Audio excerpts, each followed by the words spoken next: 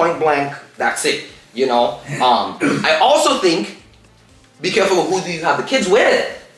Well, that's neither here because I was in love with their mom. Okay, right. I mean, I'm not saying your case in particular. I'm just saying, you know, people gotta be careful who they having children with because Hannah. Some of it is true. Yeah. Okay. Because some women you run into them and the relationship's already destroyed. My God. But because the man say, hey, she has something I don't want to get too vulgar and too much X-rated, okay. But some men love women for the wrong reasons. Right. You will hear them in conversations all the time. She got a mean. She got a that. Pum, pum. You know what I'm saying? So that's why they stay with them. Yeah, right. And then you get a child, and then he realized that that's all you have for me. Right. I never really loved you like that, but now we have a kid, and now we are. And now we have to forcefully make it work. Forcefully. You know, and I think you know, that is really tough. That is really tough because people tell me all the time, you know, they would ask me, Mike, why don't I have any tattoos? Mm-hmm. I tell them, well, you know, first and foremost, I have good skin. Okay, yes. And then second of all, I'm not ready for that kind of commitment. You know, it's a tattoo, man. Yeah, I can go and get it off, but what do I love that much that I'm gonna put it on my body and wake up every day and be like, I like that. A rose on my thigh. Like, come on. Yeah. So they would ask me, you know, and then they would say, what do you mean? You know, that ain't no commitment. You know, it is what it is. And I said, well, you guys out here having kids, right? Outside of marriage. Let's open it up though. Let's not let women catch us on the street. Let's say sometimes it's not the women too. So it's both ways. No, that's standard. You know, that goes without saying. But what I was saying is this right here. How is it? Because I would be on my Facebook. I'd be dropping gems daily, you know, and I would say, you know, people call marriage a commitment, yes, right? And the same people that calling marriage a commitment, right, have babies, more than one baby outside of marriage. My brain tells me, look, if the marriage doesn't work, I can go back to the circus court, and we can get a divorce. Get a divorce. A dissolution of marriage. We'll fill in a separation. I don't have to see you again. I can move to Canada. Yeah. Okay? And fill in the blank. You can't remove the baby. Can't remove the baby. You can't send the baby to Canada. Well, you could send the baby to Canada. But the baby's still alive. You can't dissolute the baby. So my brain tells me, how is it that a marriage is such big of a commitment, but having a baby isn't the equivalent or isn't to that, you know what I mean? It should be even greater than the marriage. Because you can't undo a baby. This is life that you brought into the world. You can't. And I always tell people, if you're going to have a child, your life is no longer yours again. No. Am I wrong? If you're having a baby, you brought someone in here. You saying, dude, look, I don't even know what I'm doing, but I'm going to bring you in here and you're going to have to figure it out. But you're right. That's why when I wake up every morning now, I don't wake up for me. Right. I wake up for them. Because everything that I do in life now, it flashes back to them. Right. People are going to say, if I pass today, determining on how I live my life, right, my kids will still be here. So they're like, you either going to remember your dad as a dad that did great things, right, and became a great person, or a dad that was a bastard of a, right, a bastard of a dad.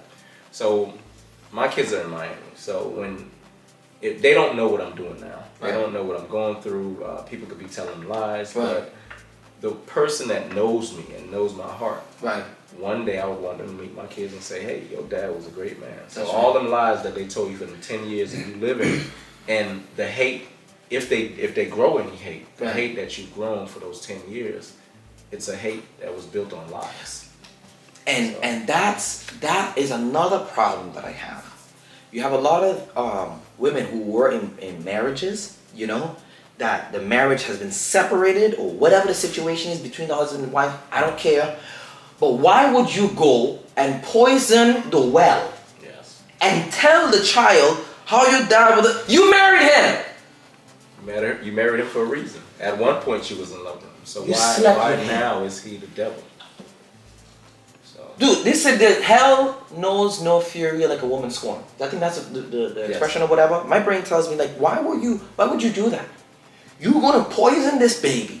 Poor innocent soul. You literally pouring poison down their throat, right? Every day you're saying that. When that child grows up, right?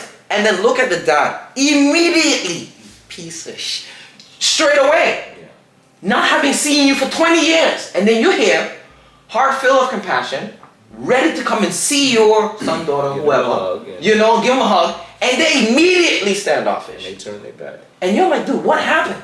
And then when they finally listened and found out, you know, weaved through all the BS that the mom told them, they found out she was a crazy one. Yeah. And that tells you too, how much did you love that child?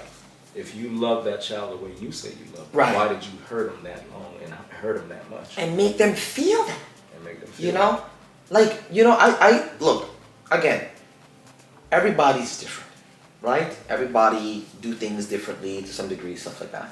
My brain tells me like, why would you, you know, just let's just think about it, you know, rationally for a minute. If you're gonna pour poison down a child's throat for whatever length of time, right? Okay, you hate the dad.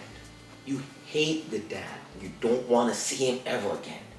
Give that baby a chance. A chance. Give him a chance. A chance to make that decision for themselves. But then you feeding them, and this is why, look, kids are so malleable early on. Anything you tell them, it sticks, man. It sticks. My mom told me all these things about you. Da, da, da, da. By the time you're 18, they're locked in. Yeah. That's why the government wants your kids very, very early. And putting this stuff in the school to just give it to your kids right away. So they're already established. You know what they said, you can't teach an old dog new tricks? Yes. Yeah, but with that puppy, you can train that puppy. You know, and it would be our job to try and break that mold. You know? But was that your case? With the I don't know. I'm not gonna say I've never said anything bad about the mom, and Okay. you know, she did a couple of things that we spoke of in the marriage. Right. We always said that we would protect the kids. Right. So hopefully, that's what she's standing on, not the hate part. When was the last time you saw her? Probably about a little bit of maybe about a year ago. Wow. So it's been a while. And She looked the remember I same? told you the story about my daughter. I didn't get to tell her happy birthday on her 16th birthday, and that was caused between my sister and their mom. So that's a big thing for my daughter. Okay. So yeah, she probably had the cake, she had a friend, she had this, but she didn't have a dad tell her happy birthday on the 16th. Very, So. very important. And it wasn't my fault by choice. I called. Right. I was here in Tallahassee and she's in Miami, so I couldn't. Well, the mom already wants me to stay away from her. She moved on with her life, so. That's no problem if she moved on, and I would hope she moved on. That doesn't mean that you moved on from being her dad. Exactly. I don't understand. So for 15 years, I was able to tell her happy birthday. On the 16th birthday, when you moved on, I don't care what you're doing with your life, but I missed out on the 16th. Right. So That's a big one. That's a big one. Yeah. Sweet 16. Sweet 16.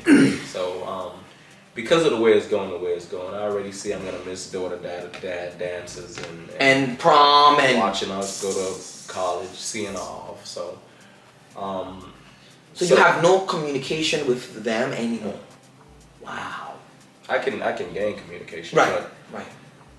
she's put up a wall. Okay. I have to get through and over that wall before I can get to my kids. So when you get judges and you get the state involved, you get people involved that didn't know anything about your Right. life within those 15 years. Right. They didn't know what type of man I was. They didn't know what type of dad I was. Right. They didn't know what type of husband I was. Nothing. But because that's their job to determine within a few minutes Right. that you're a bad person. Right. Let's put judgment on you. And stay child away, support and child all the support, stuff things. like that, yeah. They actually destroy a 15-year relationship Jesus. moving forward, because my daughter might, she's gonna hear her friends talk about it and say, you know what?